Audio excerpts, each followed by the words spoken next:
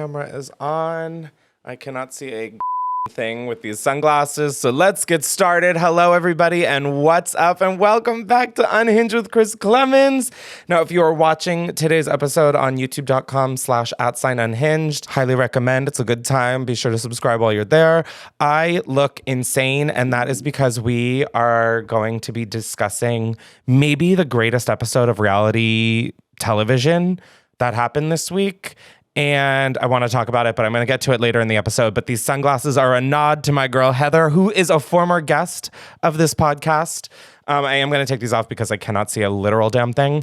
However, I'm very excited about today's episode. And I'm just, I was going to get into like how much I love this podcast and like how I love that I'm just able to ramble and talk about whatever I want. Yeah, girl, that's called a podcast. Now, before we get into the episode, be sure to subscribe to Unhinged with Chris Klemens wherever you get your podcasts. We just joined the Dear Media family, which is super exciting. Like I said, there are video episodes up on youtube.com/@unhinged. I love the video podcast. We've redone the set. It's just a vibe. And then we'll be doing the after show on patreon.com/Chris Klemens. Get into it. Be sure to rate and review, even though you haven't heard the episode. Now, for this episode, we're not going to do any advice questions that you guys have emailed in.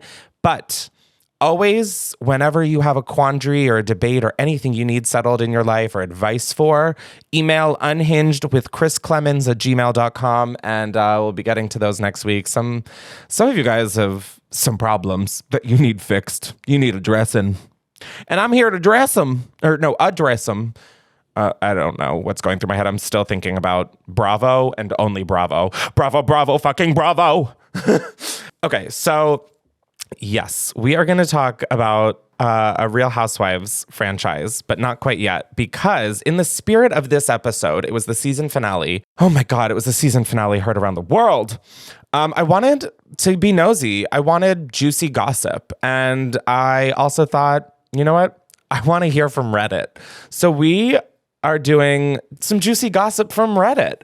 I went on the subreddit, I think it's called. I don't use really Reddit except to like look up juicy stuff for the podcast. But I went on Today I Fucked Up. And I've got 3 fun little stories. And I just want to share them because, I mean, these won't even come close to amounting to the gooping, the gaggery, and the goop that happened on the show. I don't know what any of this is, but I've never been so excited to have a microphone halfway down my throat. Okay, Today I Fucked Up, Reddit. This is one of them. So I, female 21, took way too many fireball shots on New Year's. I had my friend and brother from out of town staying over, and they finally got to meet my roommate. She and I had said we would do a New Year's kiss, and by that point in the night, I was drunker than I'd ever been in my life. Been there. I don't remember how it happened, but I was kissing the girl in line behind me. Then the next thing I remember is going over to my roommate, female 23, and kissing her. And I guess I pulled her in to kiss again because she sat me down this morning to talk about, quote, the elephant in the room, me hitting on her hard during our New Year's kiss. She said I had tried to make out with her and she stopped it because I was a super sloppy drunk. I didn't know what to say because I was so embarrassed and barely remember the night at all. I feel like I should go back and apologize for how I acted and tell her how embarrassed I am about it. I definitely don't think that is a bad start. This is like one of the reasons that I would be California sober in a second, because there is truly nothing worse than waking up after an excessive night of drinking, or a night of excessive drinking, better phrased, and feeling like, what the fuck did I just do? Which is, I guess, the modern phenomenon of anxiety. But oh my God, more times than not, and it's like, I'll be with like me and my 3 best friends. We'll go out drinking, get hammered, and I'll be like, oh my God, I was so annoying. They fucking hate me. I cry. Oh my God, that's a big thing I do when I get drunk. At least you kiss someone and it seemed consensual, I guess, except for like the excessive making out part and being a sloppy drunk, excessively making out. But oh my God, just always end up like crying or feeling so emotional. And then I get embarrassed with how emotional I was. Like, there's nothing worse than that drunk bitch who is like, everybody's just trying to do like I don't know why the conga line was the first thing that came to mind, but everybody's just trying to drop it low and vibe out. And then it's like, to be that like emotionally heavy bitch is like not the move. And I'm always so afraid of that being me. But yeah, I mean, that's also another thing, is that like I'm a very consensual, I'm a very like, I want everyone to feel comfortable. And I always get worried. I'm like, was I hitting on someone too hard? Was I just so drunk that I was like, they're feeling the same and then they're not? Because that has happened multiple times, not of like any physical things happening, but just like me thinking that there's a vibe when it's like, babe, you're just looking at the situation through drunk goggles. Chris, stop doing that. So I very much commiserate with this one, but I would definitely probably apologize and talk about how... See, I think in these moments, owning it is like the best you can do. Like, bitch, be Oprah, have the own network. I just feel like once you're aware of like, it was cringy and awkward and embarrassing, nobody else can say shit. So, girl, own it. All right, these just get like more and more like, whoa. The last one is my favorite, I think. All right, the next one I got from Today I Fucked Up. This happened last week, but I've been repressing the memory and I'm ready to confront it now. The actual confrontation is a translation into English. Oh, this one's like almost hard to read. I have been very increasingly frustrated with the amount of people who leave their dog shit on the street in my neighborhood. And I'm sure you can already see where this is going. I always pick up my dog's shit, but have to live in fear of standing on or even slipping into shit, which has happened several times, more than I care to admit. That really might be up there with like fears of mine. I'm putting my glasses back on, which did just make this 10 times harder to read, but I'm committing to the look. Anyway, long story short, I saw a guy just ignore his dog's shit. He looked completely normal from a distance, and the dog didn't have any kind of special harness. He also didn't have any kind of cane or anything. He was about 15 to 20 feet away, and I decided to take action. I yelled at him, "Hey, buddy, pick up the shit. Yo, yo, yo. Hello, why are you ignoring me, asshole?" I thought, this fucking asshole is going to straight up ignore me, so I encroached further. I was like, "Hey, motherfucker, sorry, I can't read with the glasses on. Hey, motherfucker, are you going to pick up the shit or not?" He turned around, had no idea I was talking to him. His eyes were completely fucked up and disfigured, different colors, pointing in all kinds of directions at once. He calmly said, "Hey, no, I'm blind."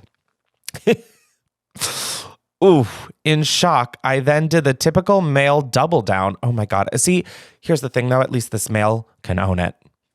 Take that. Today I fucked up story number 1. In shock, I then did the typical male double down. "Oh, so you just gonna leave it?" And he calmly says, "Yes." I was like, "Oh, okay, sorry," and walked away with my cheeks burning with shame. I am so sorry to that dude. Yeah, that is like straight up out of one of my favorite episodes of Keeping Up with the Kardashians, which is when I think it's Kim and Khloe in Miami, and they're looking for, I think, a cortadito. It's like a coffee. They're looking for coffee, and they're like shouting from their Rolls Royce. And they're like, "Hi, excuse me. Do you know where we can get coffee?" And the person goes, "Oh, and then the person like talks. I'm not going to mimic it. And Khloe goes, "Oh, you're deaf? Okay, thank you. Love you." That's exactly what this story reminded me of. And I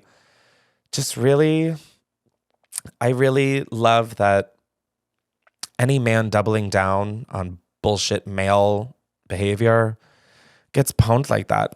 It's like music to my ears a little. Oh, wow. I'm also going to say that I've had way too much caffeine today and I'm a little shaky. And also, that's why I'm talking strictly so fucking fast. All right, I'm putting the glasses back on and I'm getting into the last one. I'm going away with my new boyfriend for our first getaway together. This person wrote it like it was some sort of like either grocery list or like haiku that went about 30 lines too much. Like each sentence is like a line. I don't know how to describe this. Anyways, I'm going away with my new boyfriend for our first getaway together. Dublin. Beautiful hotel booked. Last night, I got zero sleep, parentheses, migraine. Managed to get through work. Come home and decided to prep my undercarriage for the naughty weekend away. And you all know where this is going, I hope. I usually have pubic hair. I decided to go for fully bald. And by the way, I fucking hate the word pubic. Ooh, pubic hair is like, oh my God. That we really need to come up with some other scientific word because pubic hair, I mean, foul, grody, disgusting, nasty. Anyways, I usually have pubic hair. I decided to go fully bald.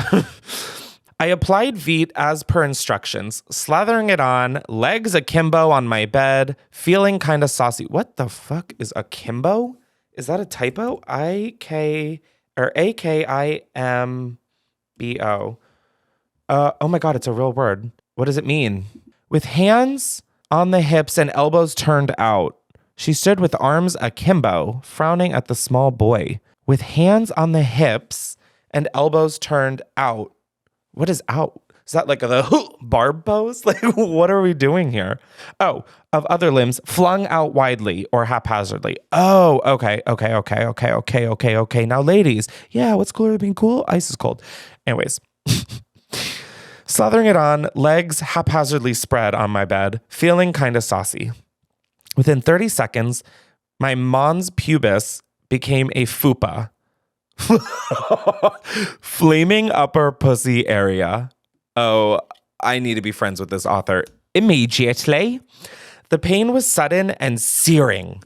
My bathroom is on the middle floor of the house, and I usually don't walk around naked. But I John Wayne speed walked down those stairs butt naked, my middle-aged giblets flubbering around like raw steak covered in a smoking white paste. My 12-week-old kitten freaking out as if I'd put a snake next to her. I mean, every author needs to step down. This Reddit post deserves a literary prize. Holy shit. I'm obsessed with the picture that's being painted right now. I flopped. The way I'm convinced that Brittany Broski wrote this. I flop my charring meat into the sink and try to rinse it off. The pain of even cool water touching it making me squeal for the Lord. I don't think you understand, babes. I'm obsessed.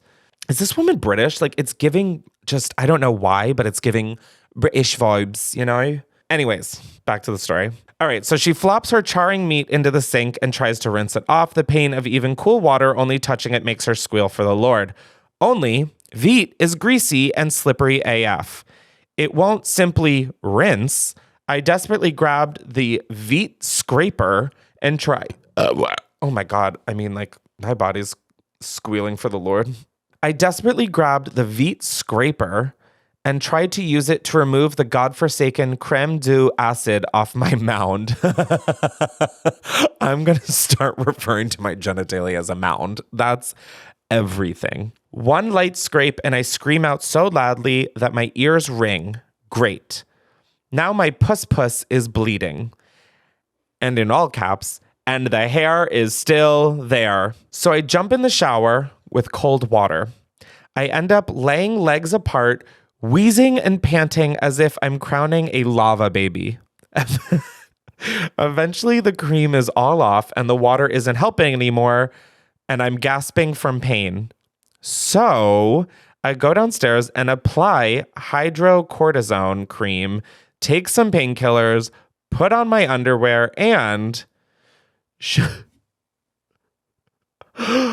Oh my God. Okay. I read like the beginnings and the ends of these stories. I didn't really read the middle part, the mound, if you will. I go downstairs and apply hydrocortisone cream, take some painkillers, put on my underwear, and shove half a wrapped frozen ciabatta down the front. Sweet, icy sourdough. You are the only thing getting into my underwear this weekend. Please send thoughts and prayers for when I have to pee.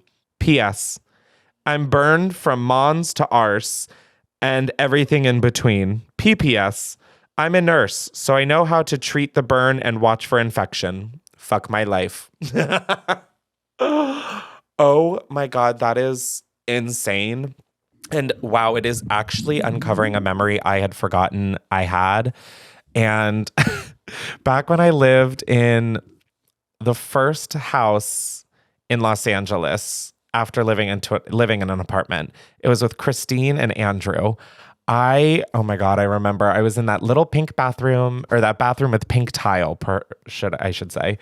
And I got Nair because I was getting laser hair on my back and my butt crack.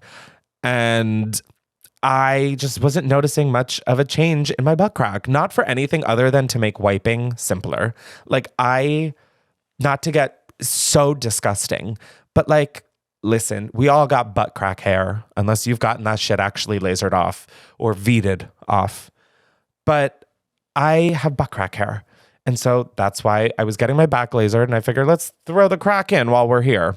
Wasn't working, and I didn't really notice much of a difference. Granted, looking back, don't think they were like getting down in the trench, if you catch the gist. So I thought, you know what?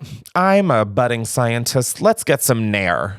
And I only knew of Nair because of the Nicki Minaj lyric. Here, now you're gone. Nair. That really does explain a whole lot about me.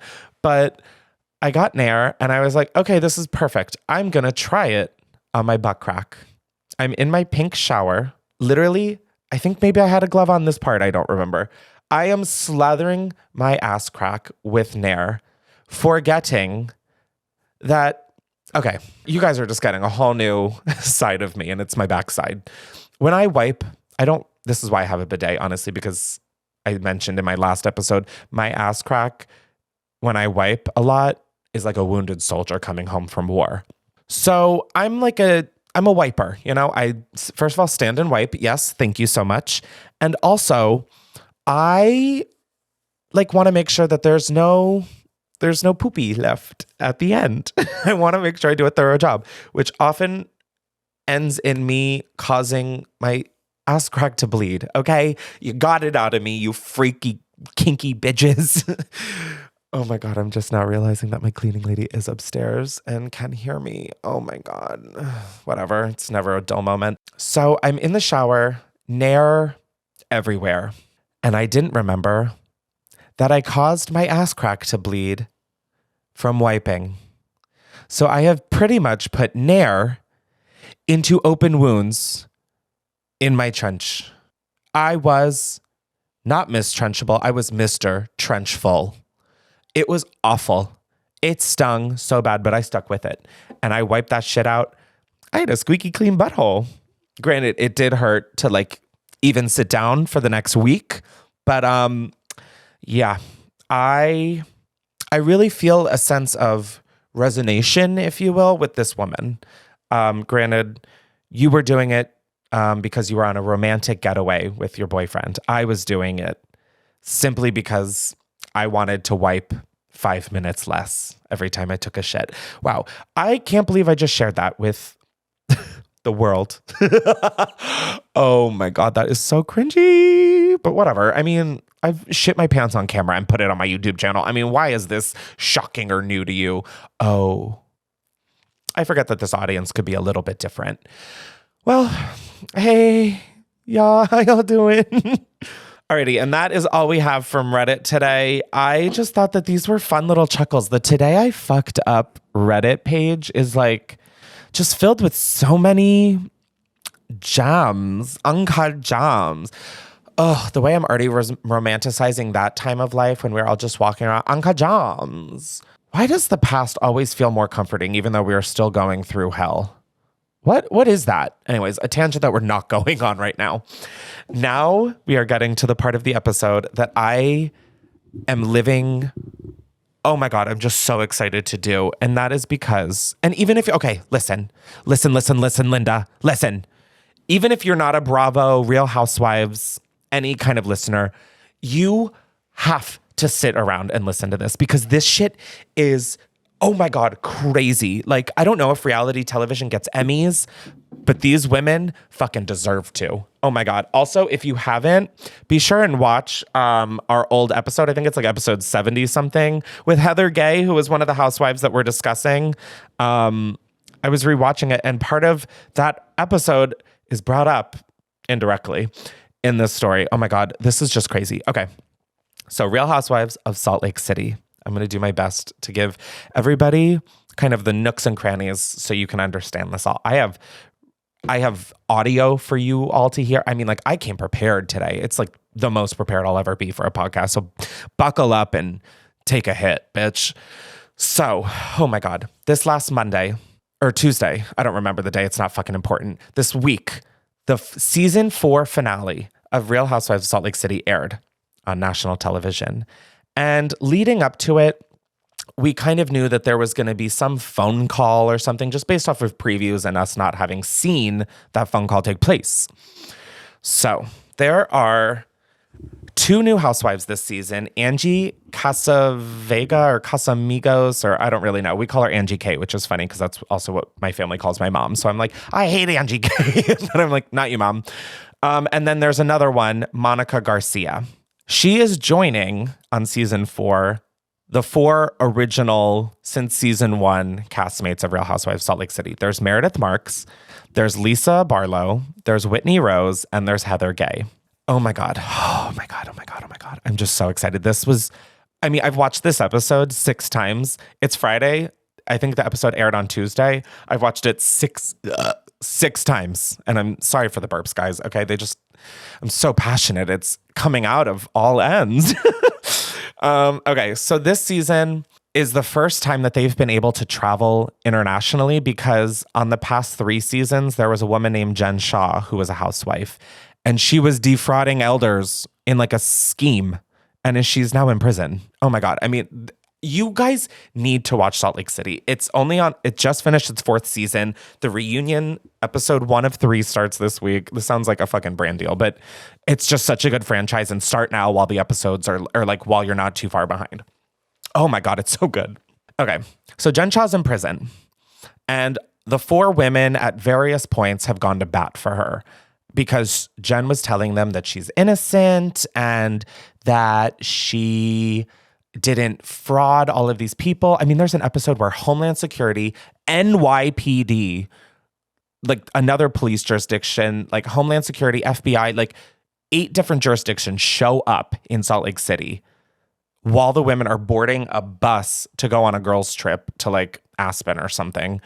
And Jen is on the Sprinter van, gets a call, turns her mic off and leaves. And then all of these people show up. Guys, I mean, you can't write this shit. So she's in jail, and the 4 original women kind of stood up or supported her at various points up until she pled guilty, because they thought that maybe she was innocent and somehow this was a misunderstanding, which I honestly, looking at and watching, I'm like, okay, that woman is a criminal. Like, oh my God, when you see it, she throws glasses at her husband's parties. I mean, she's unhinged, actually, genuine. Like, she makes me want to change the name of my podcast to like Church Boy, because I seem tame compared to this woman. I mean, just first of all, that I'm not a criminal. So they all, and she was like emotionally and honestly physically abusive to like her staff and also to some of the other girls. Oh my God. Yeah, no, she was physically abusive. We'll get into that. Oh my God. So this season, the women have like a new outlook, and they're like, okay, wow, that was insane. Like, why did we stick up for her? All this shit. One of the reasons that she got like exposed was because there was this Instagram account that was like a tea page, if you will, like exposing Jen Shah. That wasn't the name of it, but that was just sort of the point of this Instagram account. So there's all these videos getting leaked and all of this. And in the process of this, people are submitting to this page about the other housewives, even though it was just a page just to expose Jen Shah, the criminal. So these women have been like a victim of this account for years. Okay. Also on the show in past seasons, there has been housewives who will talk about other women on the shows, like businesses, and how like there's an SEC filing and all of these different things. And they get DMs about it. There's a lot of like DMs happening to these women unlike on any other franchise I've seen. So this season, they get into it again with there's these DMs, and they're saying that the new housewife Angie K is in the Greek mafia in Salt Lake City. I mean, it's just crazy. The show is gold. On like the last 4 episodes of the season, they finally go on an international trip to Bermuda to celebrate the new housewife Monica's birthday. And Monica has been like sort of like she's like a Rottweiler. I get the vibe of like just has no problems fighting, has no problem saying what she means or wants to say, saying what she feels. And her mom and her get into a fight pretty much every episode. It is the weirdest thing. And she's also like kind of a poorer housewife. Like she isn't like this stereotypical like rich, wealthy, well-off housewife. Like one of the first episodes she was on, she cried about how she went into the Louis Vuitton store and bought a bag. I'm like, no, babe, that's not relatable. Nobody goes into the Louis Vuitton store and buys a bag and then cries about it. Like just, she acted like she was held at like gunpoint to go into the store. And that was when they went to Palm Springs to the Trixie Motel. And she was like, Mom, I went and bought a Louis bag. And it was just like, okay, weird. So she just already has this like sense of insecurity in the group of women. If I'm going to like use hindsight. Oh my God, sorry. I feel like I'm really dragging this out, but I want to make sure everybody gets like the magnitude of this situation. So the last 4 episodes roll around and they go to Bermuda, the cast's first ever international trip. And they get this big house on the water. Heather is hosting the trip with Monica, but it's like really Heather's trip. And they get this big house on the water. It's for Monica's birthday. Monica has family in Bermuda, and that's why she used to grow up in Bermuda and all the time. So that's why they picked Bermuda. While they're there, and this whole season, by the way, Monica has like slowly been like telling everybody like different pieces of gossip about each of the other's lives, but it seemed very like subtle and nonchalant the way she was saying it. It seemed like she would basically say that other people were talking about this and then would tell the other people what the rumor is. But yeah, so she was basically the one spreading like rumors about other castmates. So they get to the final episode, and there's been talks on this trip of DMs being sent, and a lot of people think that Meredith is the one behind this anonymous account sending like IRS filings and like all of this stuff about Angie K being in the Greek mafia and owing the IRS money and sketchy shit. So everybody blames Meredith, one of the OGs who is on way too many prescriptions to be able to run a fake account. Let's just get that out of the way. I don't know why people think it's her, but everybody assumes it's Meredith because she was caught up in something with this with Lisa last season. So everybody's like, it's you sending this shit from an anonymous account, blah, blah, blah. Monica's like, I think it's like, Monica's basically making it seem like Meredith is the one who's bringing up all this mafia shit and all these DMs and stuff. It comes out that Meredith tells Monica about this DM. And so she only brought it up to Monica because Monica told her all of this stuff. And she's like, hey, I got a DM saying everything that you just told me. That's weird. Like, did you get it also? And so basically the last episode comes around. Oh my God, it's fucking everything. The last episode comes around and they're doing like the classic like moped and they're like having fun and like blah, blah, blah. They've been there for 4 days now. And then it gets to the Bravo dramatics. Oh, I mean, it was perfection. So it shows Heather getting a call and like all the camera stuff is down. It's crazy that their mics are on and being recorded even when the cameras are just down. So they're picking it up, going into Heather's room. She's like, what? I can't believe it's her. Like, da-da-da-da-da. Going into this, I thought that, so there was a thing that came out about Heather and her beauty lab. So she has like a med spa pretty much called Beauty Lab and Laser. And that's like been her thing. And it's really successful. I cannot wait to go and visit. And so the rumor was that Monica owed a lot of money to Beauty Lab, hadn't paid her bills. And so that's what I thought this phone call was about.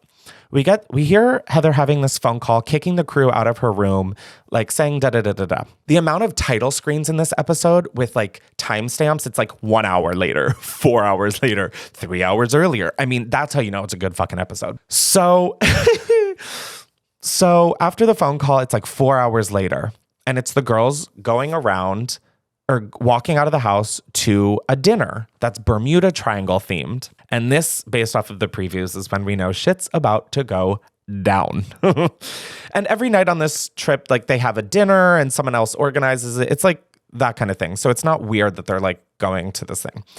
So they're having dinner. They're all sitting down, and Heather starts explaining the theme of the dinner, which is Bermuda Triangle themed. There's treasures and unsolved mysteries. And earlier in the season, they had made these like little Amish dolls or like Mormon dolls. I don't fucking know, like Pioneer. Like it's like a styrofoam ball with like a napkin rubber banded around it to make a head. Anyways, those dolls make an appearance at dinner. And whoever doll you have, you can ask them about an unsolved mystery that you have with that person. So some of the women do the light work. They're like, oh, I have Heather, and Heather, I don't understand why you didn't support me. And like, I have Lisa, and Lisa, I don't understand why you accused me of being dramatic. It's Heather's turn.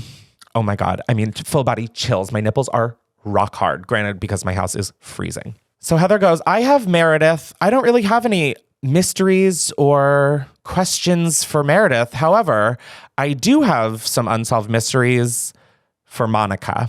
Points at Monica. I noticed that all the housewives at the table didn't seem really shocked by this, which had me thinking, oh my God, we haven't seen the preview of Heather in this same outfit, but it's sunset. So Heather starts going, when I first met you, we bonded over like being single moms, and like I really just connected with you, and I thought you were a truth teller and an honesty seeker. But I think what you really are is, and then it cuts and does like 3 hours earlier. And it's the most deranged shit ever. The music is like Heather in Egypt or something. The music is so crazy. But it's Heather standing on a beach, and you see the other 3 OG housewives come down the stairs, and they're like, wait, what's going on? Wait, I got your text. Why did you want us to come down here? And oh my God, it's incredible. Heather is basically just telling them, I have something to tell you. It's not good. It's really bad. And da-da-da. Monica is not our friend. And she's like, we've been through a lot the last 4 years. You know, like we fought really hard to like remain good with each other, as good as we can be. But Monica's not our friend. I got proof that she is Reality Von Teese, which is the name of the Instagram account that's been torturing these women, apparently. I have no neck in this game. I mean, obviously I love Heather, but like I have no neck in this game. I've never been affected or a victim of Reality Von Teese.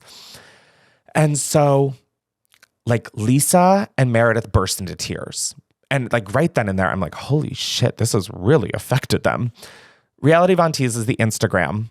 And Heather basically has found out that Monica's reality is running this account that has like made these women victims. And so they go back and show the phone call, the full one. And it's like Heather saying like, I can't believe it's her. I can't believe it's Monica, all of this stuff. So then it cuts back to the dinner, and it goes, Heather, I have a mystery for you. And then Monica goes, oh no, or oh God. And Heather says this, like, I know who you really are, and who you really are is Reality Von Teese. And she goes, you are a bully. You are all of this. And the dinner explodes. Monica passed the vibe check 0%. If someone came to me and was like, hi, I know that you've been running this tea account that has put all of our shit on blast and has tortured us for years, I would be like, okay, yeah, I feel really fucking bad about it. It was something that was looming over my head. If truly you weren't guilty. Like, that's what I would say. Monica basically is like, that's not true. Heather, like, how dare you? And Lisa Barlow goes off and she's like, you fucking bitch. And then Monica's like, you dumb bitch, all of this stuff. They all really start getting into it. And Heather, I've just never seen her be so confident with it. She says the following, which you've probably seen all over social media at this point, but it is some of the most iconic shit ever. And the editing with like the thuds. Okay, here we go. This is her, like, basically Monica's like, I need all the proof you have. Like, I need receipts. And Heather goes, oh, this is how I know I'm right, is because I have the receipts, proof, timeline, screenshots, everything to prove that you are a bully and a troll. I mean, the way I have this on my phone just to watch, because she is going in. So basically Monica then is like, okay, that's not entirely true. And they're all like, what does that mean? Like, entirely true. And she goes, it wasn't just me. It was a couple of people. And so Heather is talking about how she kind of deduced this. And I have a bunch of clips to play that kind of walk you through from Heather's point of view. Before I even met Monica, I had known about her through our mutual friend, Tanisha. Tanisha's been my hairstylist for over 3 years, and she used to be Monica's closest friend. Monica had a way of handling sensitive information that made me feel so uneasy. So Monica, like I said, would just kind of like tell all the gossip, but then act like she wasn't spreading it. She was oversharing.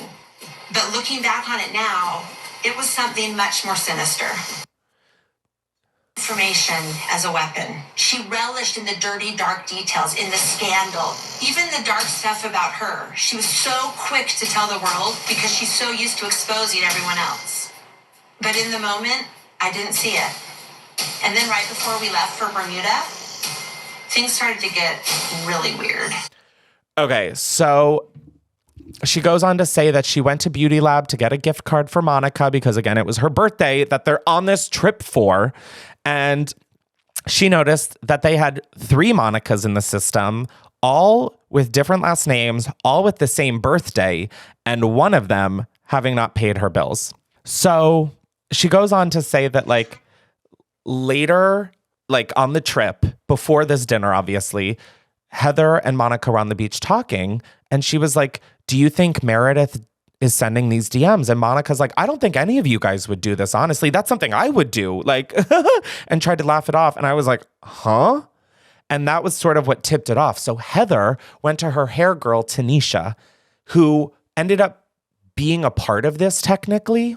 And Tanisha basically came to a like sense of conscience and told Heather everything, sending her screenshots, voice memos, all of this shit, proving that Monica was like the one, she was driving by Jen Shah's house. Like, it's so weird. Oh my God, I forgot to fucking mention that I wore this shirt. I have 2 words for you. Get help from Middle Kid for Monica. Monica, read the shirt. Thank you so much. So then Heather goes on to like really make sure that this is true. So she sends like all of the stuff that Tanisha sent her to, I don't know, they bleeped out who it was. I don't know why in my head I'm like, it's NASA. I'm like, girl, I don't think NASA's dealing with this. But she basically, that was who was on the phone with her that Bravo caught. So then Monica's trying to like explain that she made this account to take down Jen Shah, and she says the following. The worst humans I've ever met in my life.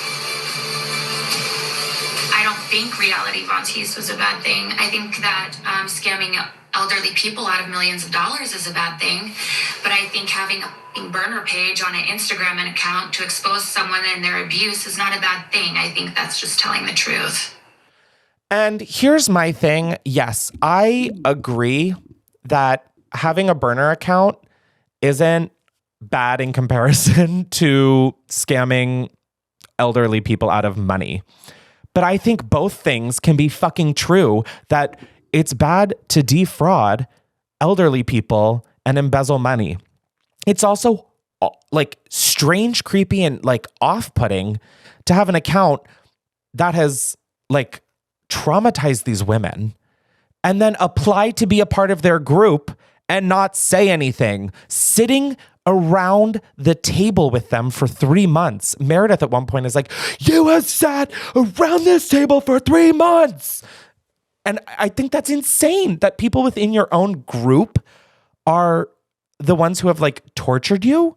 And then earlier in the season, Meredith has a store, okay? She brings Monica to the store earlier in the season. And Monica's like, wow, oh my God, I've never been here before. This is so cute.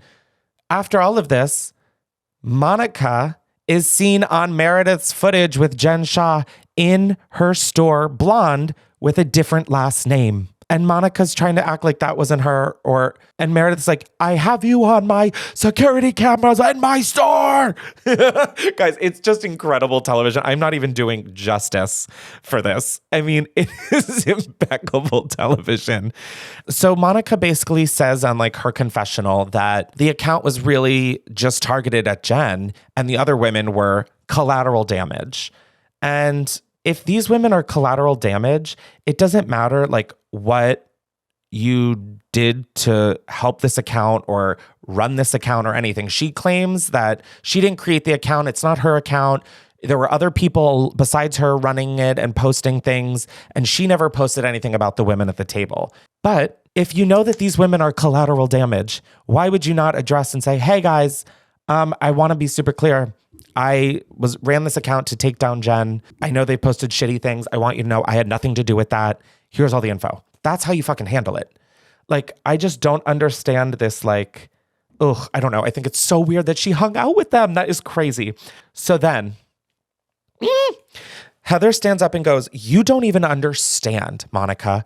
Us women have been through this shit before and we are not doing it again. We have stood by Jen and defended Jen and received shit daily from her and fans of the show about why we're supporting her. But she was our friend and she said she was innocent, so we supported her. We're not doing that shit again, okay? I went on book tour and defended the fact that Jen gave me a black eye.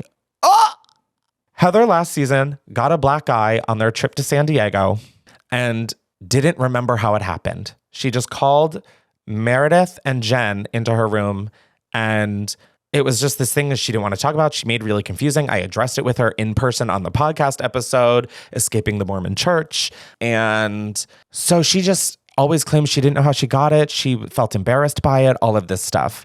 And I remember thinking like, bitch, there's no one who gave it to you except Jen. Like, I just remember watching that and being like, okay, so Jen beat your ass for sure. And so that was like a huge bomb dropped. And so Monica's like, well, I'm good. I'm glad that you're finally telling the truth. Jen, who's in prison, I don't know how she watches this or is posted on her story, bravo, if I punched Heather in her eye, you guys would have footage to prove it. It's clear the show can't live without me since I was brought up at the beginning, middle, and end of season 4.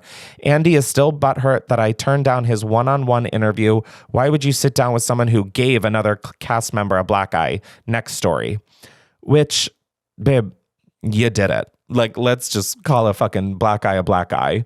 So while I was watching this again for like the 300th time, I started to go down the spiral of going to everybody's different Instagram accounts. Ew. Okay, really quick. I want to like just tacky alert. I went to Monica's page after I watched the finale, and she has this picture. She did like a whole photo shoot of holding like these fake newspaper covers of like the New York Times. And it's like, Monica is reality Von Teese, and she's like, it's just so tacky and gross. And like, yes, defrauding people out of money is bad, but so is being a fucking mentally ill weirdo in this capacity. Like, that's a mental illness to like seek out all these people, apply to be in their friend group, and then dig up shit on them and post it. That is, I would feel so personally uncomfortable if there was someone in such close proximity to me. And so for her to just like embrace it, I guess like good for you, but I think it's so tacky and gross. So I did a lot of sleuthing for this episode, bitches. And I found Tanisha's page. And so I started to watch her stories, and she's coming out about all of this. And she is like, she was in the group chat. She was basically helped create the account, but she explains kind of the way she did this, and is also posting screenshots of their group chat with Monica and this other person who like ran the account with them. She is like driving by Jen's house and has a picture of Jen in her house. This woman has 4 kids, Monica. Like, get a life. Oh my God. So basically, Tanisha breaks down the whole, like, her starting the page. She had a burner account that she says that she looked at to look at her baby daddy. She gave Monica the same email or that account because she wasn't really like keeping tabs on him anymore. And so she's like, here, your last page got deleted. Here, just take this email. I don't give a shit. And so that's technically Monica's correct about not starting the page. However, it's just so strange. And I saw Tanisha repost something and it said, this is the only time I will post about this. The most disrespected person in America is the black woman. Monica Garcia really went on national TV to try to use a black woman as a scapegoat. The only crime Tanisha Styles did was be a great friend to her. The worst enemy to have is someone who used to be a friend. Monica Garcia is heartless and her clout-chasing crew, y'all know who you are just as vile. So Tanisha is a hairstylist who is Heather's hairstylist and worked previously like for a short time for Jen. Tanisha said that she knew that Monica and this other person were traumatized by Jen and had this beef. And she just said she was being a supportive friend. She's like, I don't really have beef with Jen. I barely know her. Or maybe she didn't work with her. Don't quote me on that.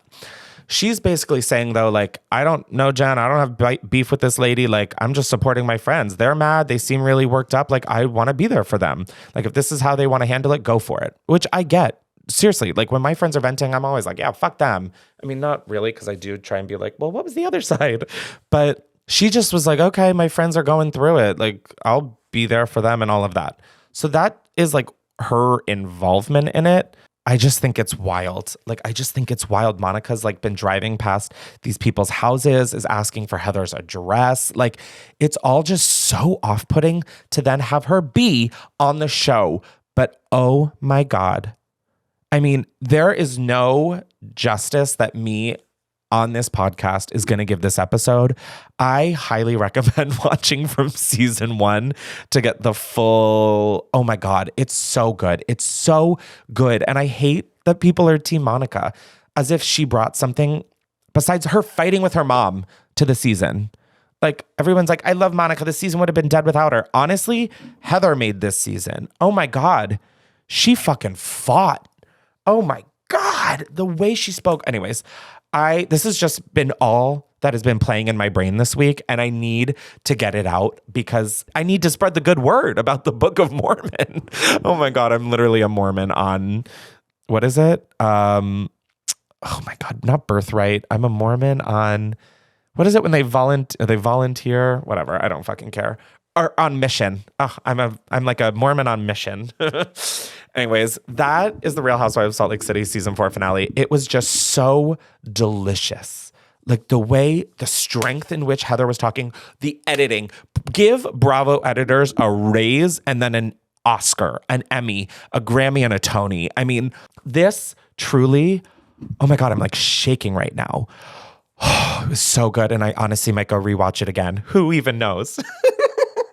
It just was so good. Oh my God. I've been texting everybody about it. Even my one friend, Dory, who I've been like trying to get to watch because like we both share like some trashy reality TV in common. And I'm like, the fact that you won't watch The Housewives, like, come on, just trust me on this. And she sent something and she's like, okay, now I might need to watch. And I'm like, bitch, I fucking told you.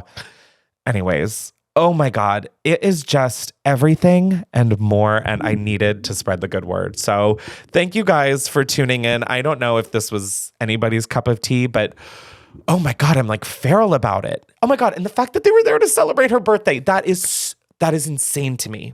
Anyways, I'm gonna go because I could truly talk about this for 40 more hours. I don't even know how long I've been talking about it. Oh my God, it's so good. Watch it. Go read up on it. Oh my God, Heather, love you, girl. Meredith, you've really grown on me, mostly just because of how you yelled at that final dinner. Lisa Barlow, Monica did call you out for being a Trump supporter, but like, okay, pause, rewind. Okay, so you know the trip that I talked about where Monica bought a Louis bag and cried about it, and they went to Palm Springs. They land in Palm Springs. Lisa Barlow is in the bathroom and loses, like one of her $60,000 rings falls off. Monica goes into the bathroom to help her. They don't find it. I have nothing but the following to think. Monica stole the fucking ring and then helped Lisa look for it. Insane. I would almost bet my life that Monica stole that motherfucking ring. I would bet my life on it. That's alleged. That is not. Don't come for me, Monica. Okay? I'm not trying to give you any more money to buy Louis bags to cry over. But, oh, that's something I wanted to talk about. Is that not suspicious? Like, this woman knows no bounds, and that, to me, is terrifying. Okay, now I'm done. I promise. I don't know if I'm gonna film an after show because I think I'm just gonna continue to talk about this, but feel free to watch last week's after show and be sure to rate and review Unhinged with Chris Klemens wherever you get your podcast. Subscribe either to the audio or video on youtube.com/@unhinged. Yeah, thank you guys for all the love and support. Keep getting your friends involved. Also, there's a couple tickets maybe left for Philly. I really don't even know what that's looking like, but that's going to be in a couple days from when this is posted. So, yeah, I love you guys. I even brought my little flower pen, if you catch my gist, down to shoot an after show, but I'm just so gassed up. I really just think I want to watch the episode again.